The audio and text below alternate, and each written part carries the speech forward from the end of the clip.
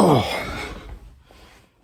hey everybody! Welcome to the Donnie Williams Show. This is the show where I, Todd Anderson, tell a story or give some behind-the-scenes tidbits or some general reflections on my career as an actor on various screens, stages, whatnot.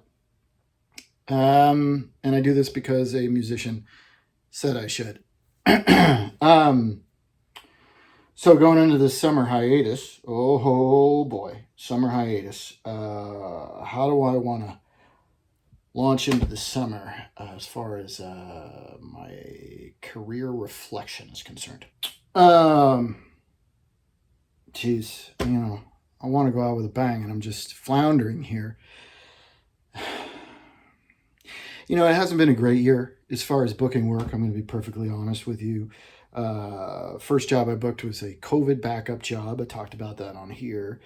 Second job I booked was a guest star in a series that I got fired from because I had a false COVID positive test. And and then I did book a job, sort of not a high paying gig, but it's something I've always wanted to do. So that's cool. I can check a box. I can check a box as far as dream stuff, bucket list crap. I can say I did this. Anyway, that's good. But the lack of work, is always hard to get positive about.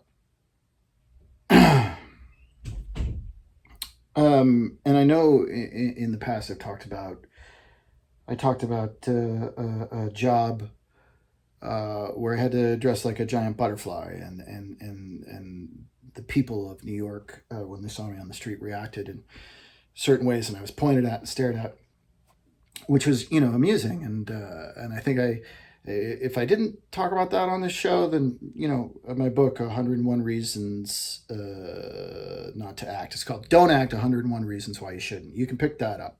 Good summer read. It has that story, and I think I mentioned on the show as well, the first national I booked where I was a Staples employee, and a lady in the active Staples store where we were shooting mistook me for an employee because that's the way I was dressed, and that was amusing. So I recently got to have some effects makeup put on my face, which was cool. And the fun part about it is, it's a low budget shooting on location. They were putting my makeup on outside, often in parking lots and whatnot. And it was a lot, and it's kind of grotesque.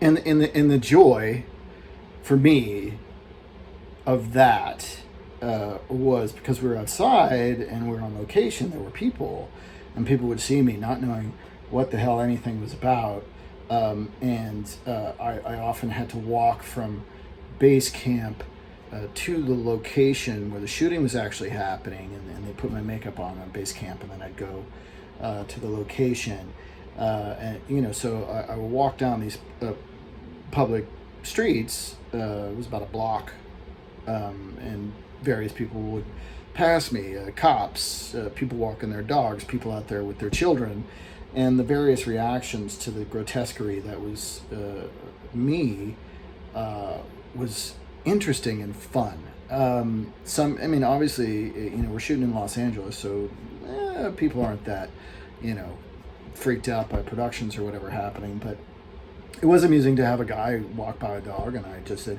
"Hey, how you doing?" And he was like, "Hey, how you doing?"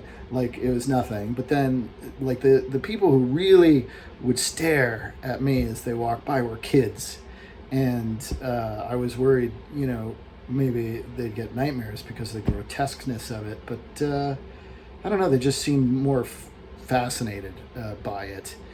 And anyway, I found the whole thing amusing. I always hear these stories about, where they shoot Star Trek shows and Star Wars shows and all that stuff. The commissary at lunchtime. Be interesting because you have all these people. You have executives in suits and whoever in suits and regular clothes, and then you have all these people with these crazy alien makeups on, or axes sticking out of their heads, or whatever. And the surreality of it sounds fun. And in my own low budget, not on a studio lot way, I got to kind of experience what that was on the Star Trek, Star Wars side of things, which currently is the closest I've gotten to either of those franchises. I mean, as an actor, I've seen them. I've watched them. All right, fuck off. Have a great summer.